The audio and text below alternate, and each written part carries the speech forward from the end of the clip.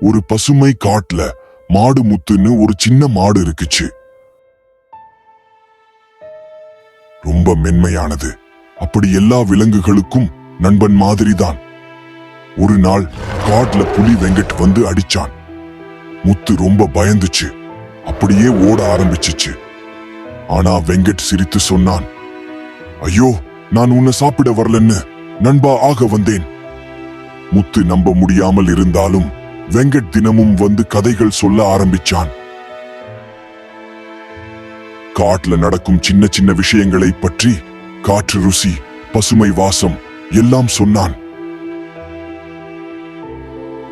ஒரு நாள் முத்து தண்ணீர் குடிக்க ஓடினான். ஆனா பாதையில் சற்று ஆபத்து வந்தது. வெங்கட் வந்து முத்துவை காப்பாத்திச்சு, பாதுகாத்து விட்டான்.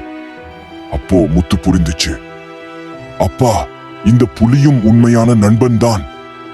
அந்த நாள் முதல் மாடு முத்து மற்றும் புலி வெங்கட் ரொம்ப நெருங்கி நண்பர்களாகி காட்டுல சந்தோஷமாக வாழ்ந்தாங்க.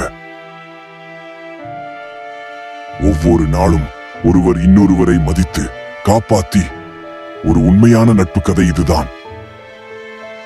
நட்பு வலிமை கூட வேண்டும், இதயம் நல்லது இருக்க வேண்டும். அதுவே உண்மையான நட்பு.